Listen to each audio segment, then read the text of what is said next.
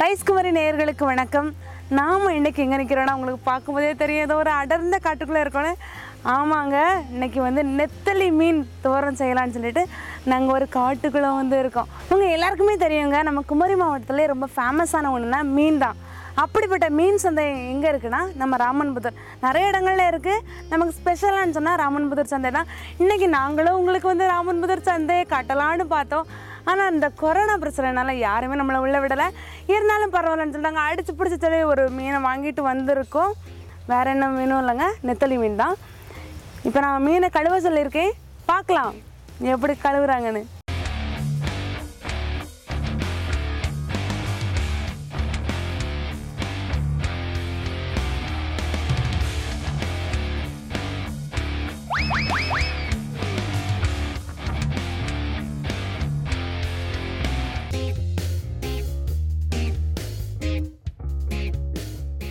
நம்ம செல்வியக்கா மீன் கழுவ ஆரம்பிச்சிட்டாங்க. உண்மையிலே சொல்லப்போனால் அந்த இடங்கள்லாம் ஒரு அழகான இடத்துல நாங்கள் செட் ஆகியிருக்கோம். பார்த்திங்கன்னா பக்கத்தில் ஒரு குளம் இருக்குது. குளத்துலேருந்தே தண்ணி வந்துட்டுருக்கு. அதில் தான் நாங்கள் எடுத்து மீன் கழுவிட்டு இருக்கோம். இந்த சமையலை செய்கிறது செல்வியக்கான்னு சொன்னோம்.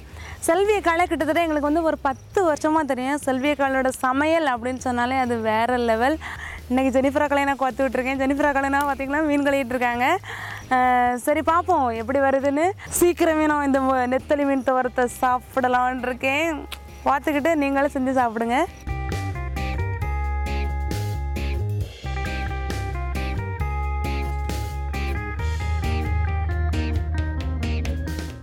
அக்கா இப்போ சின்ன வெங்காயம் உரிக்க ஆரம்பிச்சிட்டாங்க.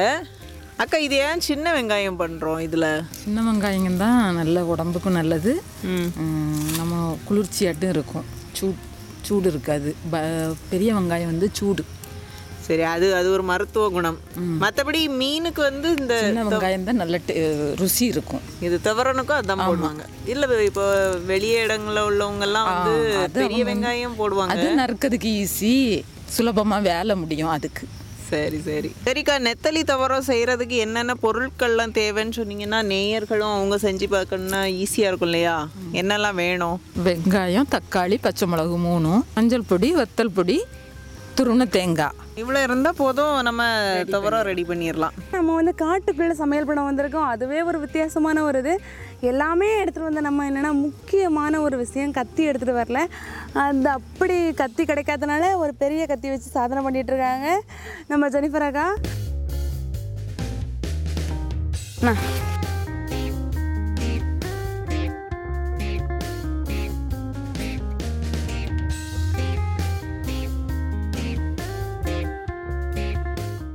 வெற்றிகரமாக நமது அடுப்பு பற்ற வைக்கப்பட்டுள்ளது.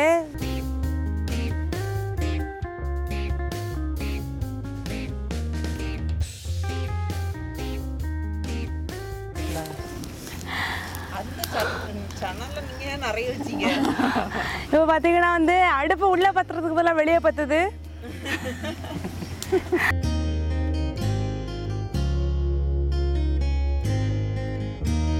ஒரு வழியாக பார்த்தீங்கன்னா செல்வியக்கா ரொம்ப கஷ்டப்பட்டு அடுப்பு பற்ற வச்சுட்டாங்க. அடுப்பு சும்மா கமகமன்னு எரியுது, விட்டால் எண்ணெய் எரிச்சிரும் போல்.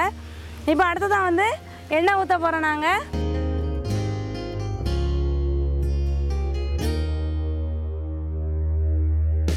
சின்ன வெங்காயம் போடுறாங்க தாளிக்கிறதுக்காக.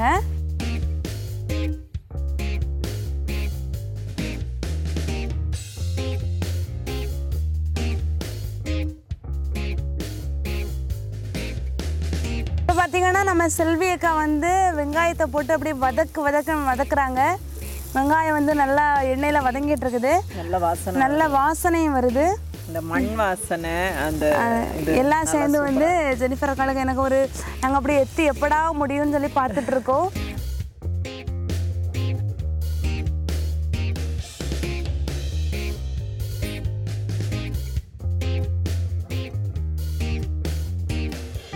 அது ஏன்னா நல்லா உள்ளி வதங்குற சத்தமே வித்தியாசமாக அப்படி ரொம்ப நல்லா இருக்குது.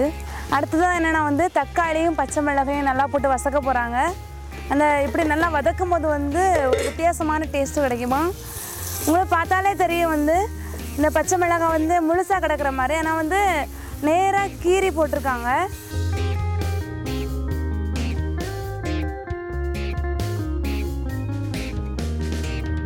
2 உப்பு போட்டால் சீக்கிரத்தில் வதங்கும், டேஸ்ட்டும் கொஞ்சம் கூடுதல் மாதிரி இருக்கும்.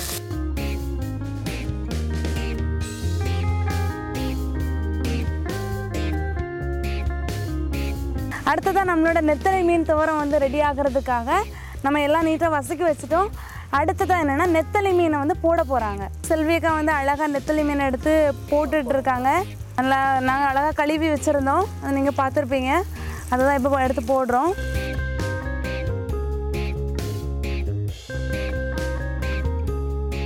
நெத்தலி மீன் எல்லாமே வந்து அழகாக பரத்தி எப்படி போட்டாச்சு. பார்த்திங்கன்னா அடியில் தான் வந்து நம்ம வசக்கின எல்லாமே இருக்குது. இப்போ இந்த நேரத்தில் வந்து நெருப்பு வந்து குறைவாக வச்ச போதும், மிதமான சூடு போதும். மசாலா ரெடி பண்ணிகிட்டு இருக்காங்க நம்ம நெத்தலி மீன் துவரத்துக்காக. வத்தலும் மஞ்சளும் வந்து நல்லா வந்து தேங்காயில் வந்து பிடிக்கிற மாதிரி வந்து நல்லா விரசணும். அதான் செல்வியக்கா இப்போ நல்லா விரசிட்டு இருக்காங்க. உங்களுக்கு வந்து வீட்டில் இதை பண்ணுறீங்கன்னா வந்து நீங்கள் நல்லா மிக்ஸிலே போட்டு அரைச்சிக்கலாம். இப்போ என்னென்னா வந்து அந்த மசாலா வந்து போட போகிறாங்க.